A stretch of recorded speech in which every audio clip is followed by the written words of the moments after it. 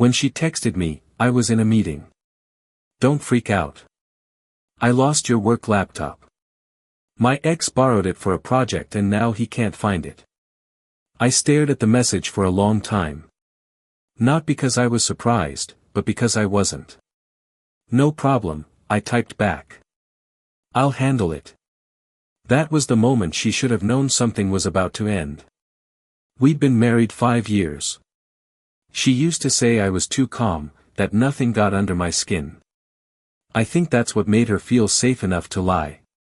She liked that I didn't raise my voice, that when she tested my patience, I'd just watch her, not react. She mistook that for weakness.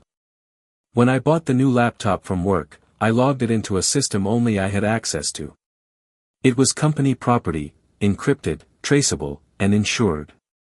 I told her once, if anyone outside the company touches it, it's a felony. She laughed, said I was paranoid. So when she said her ex borrowed it, I knew 2 things. 1, she'd given it to him willingly. 2, this wasn't the first time they'd been in contact. I didn't confront her. Not right away. People reveal more when they think they've gotten away with something. That night, she was unusually affectionate. Guilt makes people generous. Her eyes darted too often. Her laugh was too quick. She asked, "You're not mad, right?" I kissed her forehead and said, "Not at all." She went to bed smiling. I stayed up accessing the laptop's network log. It was online 2 hours before she sent the text. Location, his apartment. IP address confirmed it. Then it disappeared. Wiped. Amateurs always think deleting is enough, but the company's security system creates ghost copies, invisible logs that sync to the cloud every 60 seconds.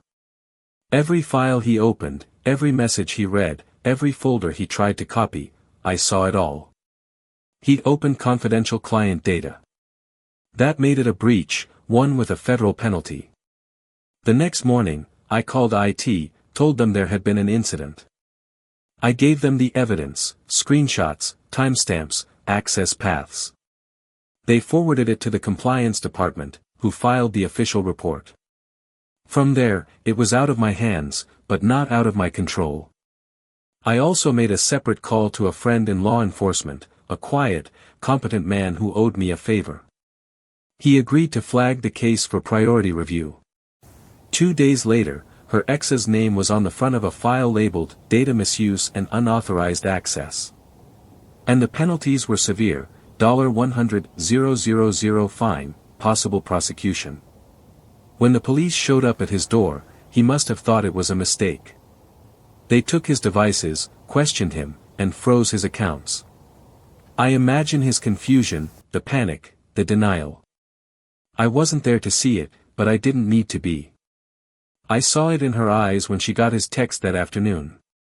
She turned pale. Her hands trembled. "They just came to his place," she whispered. She said, "The police think he hacked something." I looked up from my coffee, pretending not to understand. Weird coincidence. She kept staring at me, searching for emotion, any sign I cared. I gave her none. That evening, she broke down. Tears, apologies, half-truths dressed as confessions.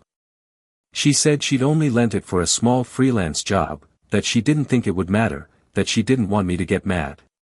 I let her talk. Every word was a thread in her own noose.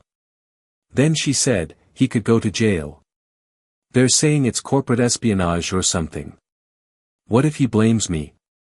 I finally looked at her, really looked. All that fake innocence burned away. Then he'll be telling the truth, I said quietly. She froze. That's when she realized I knew everything. She texted me later that night after locking herself in the bathroom. "What did you do?" I stared at the message. For a while, I considered telling her how I'd reported the breach, how I'd made sure every trace pointed to her ex, how I'd warned them that he was a known associate who had previously contacted company systems through her device. In the report, she wasn't named, not officially, but I'd left hints enough that if she tried to defend him, questions would follow. She was now tied to a man under federal investigation. Instead, I replied, I handled it. The following weeks were quiet. She barely spoke. Her phone calls were hushed. I could see the panic eating her alive. She didn't know how much I'd done or how deep it went. That uncertainty was the punishment. One night, she asked, "Do you hate me?" I told her the truth. "No. I just stopped believing in you." That hurt more than shouting ever could. A month later, she moved out. Said she needed space. I didn't stop her. Her ex sold his car to pay part of the fine. His job dropped him for reputational reasons. My company commended my swift response to the data breach. I received a promotion. People like her think revenge is loud, a confrontation, a fight, a scene. It's not. It's quiet, precise, administrative. You don't ruin them with rage. You let the system do it. One form, one report, one signature at a time. And when it's done, you sit back and watch everything they built collapse under the weight of their own choices. That's the difference between vengeance and justice. Vengeance is emotional. Justice is elegant.